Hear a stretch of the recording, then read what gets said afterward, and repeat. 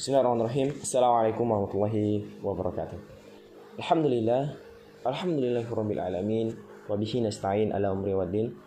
Asyhadu an la ilaha illallah wa asyhadu anna Muhammadan abduhu wa rasuluhu la nabiyya ba'da amma ba'd. Qala Allah ta'ala fil Qur'anil Karim ba'da a'udzu billahi minasyaitonir rajim. Bismillahirrahmanirrahim. Ya ayyuhalladzina amanu kutiba alaikumusiyam kama kutiba alal ladzina min qablikum la'allakum tattaqun. Shadaqallahul azim wa sadaqahu rasulul karim. Alhamdulillah, segala puji bagi Allah Tuhan semesta alam yang mana Ia telah memberikan kita begitu banyak nikmat, ya, yaitu nikmat iman, nikmat kesehatan, dan nikmat kesempatan. Salawat serta salam mari kita curahkan kepada Nabi kita, Nabi Muhammad sallallahu alaihi wasallam.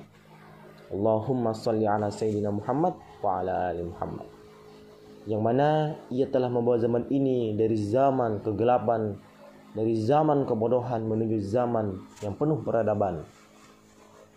Baiklah, ikhwan fillah rahimani wa rahimahullah, tidak memperpanjang mukadimah.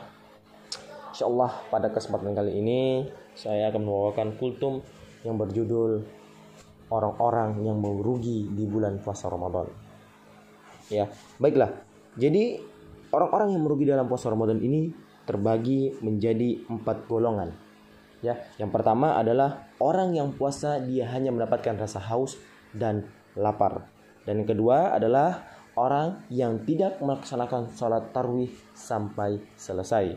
Dan yang ketiga adalah orang-orang yang tidak membaca Al-Quran di bulan puasa Ramadan. Dan yang terakhir adalah, atau yang keempat, orang-orang yang tidak menjaga sholatnya. Baiklah, kita akan membahas poin yang pertama. Baik, poin yang pertama adalah orang yang puasanya hanya mendapatkan rasa haus dan lapar. Ya, mengapa demikian? Dikarenakan di sepanjang harinya, di sepanjang dia puasa, ya, dia selalu berdusta, ya, selalu berbohong kepada temannya, orang tuanya, kepada sahabat-sahabatnya, ya, dan dia sering berkata dusta, dia juga sering menggibah temannya, ya, dan dia sering melihat aurat lawan jenisnya dengan rasa nafsunya, dengan hawa nafsunya. Baiklah, sebagaimana Nabi Muhammad SAW bersabda, ya, betapa banyak orang yang berpuasa namun ia hanya mendapatkan rasa haus dan rasa lapar. Ya, hadis riwayat At-Tabari. Ya, maka dari itu, ikhwan fillah rahimani wa rahimakumullah, jagalah mulut kita, jagalah mata kita dari perbuatan yang merugikan atau yang tidak bermanfaat bagi kita. Baik. Poin yang kedua adalah kita akan membahas poin yang kedua, yaitu orang yang tidak mengikuti salat tarawih sampai selesai.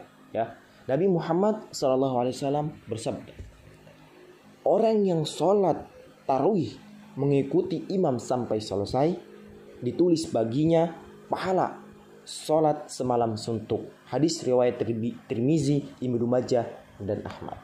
Ya, maka dari itu sungguh merugi bagi kita, ya, bagi kaum muslimin yang tidak melaksanakan salat tarawih. Ya, karena kita tahu bahwasanya pahalanya besar, ya.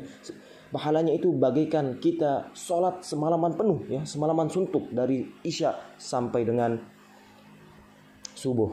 Maka dari itu ikhwan fillah, saya mengajak, ya, kepada kalian semua, marilah kita melaksanakan salat tarawih berjamaah, ya, mau di masjid maupun di rumah, ya. Intinya kita harus melaksanakan salat tarawih, ya, walaupun salat ini sunnah, ya. Akan tetapi marilah kita salat tarawih agar kita tidak terjerumus ke dalam orang-orang yang merugi di bulan puasa Ramadan.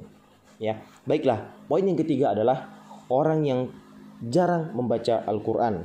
Ya, membaca Al-Quran, ya, sebagai umat Islam kita ini diharuskan, ya, untuk membaca Al-Quran kapanpun, ya, dimanapun, tidak hanya di bulan Ramadan saja. Hanya karena Nabi Muhammad SAW bersabda, ya, barang siapa yang membaca satu huruf, ya, dari Al-Quran, maka baginya satu pahala. Ya, dan satu pahala itu digandakan, dilipat gandakan menjadi 10 pahala. Ya, saya tidak mengatakan bahwasanya satu huruf alif lam mim itu satu huruf.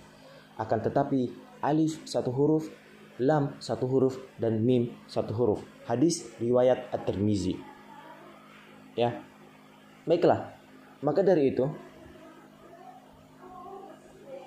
haruslah atau wajiblah bagi kita untuk membaca Al-Quran di bulan Ramadan, ya.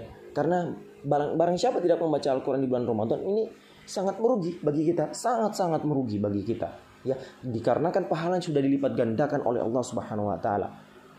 Lantas apalagi yang membuat kita tidak mau untuk membaca Al-Quran, ya. Maka dari itu ikhwan fillah, baca Al-Quran kapanpun dan dimanapun kalian berada.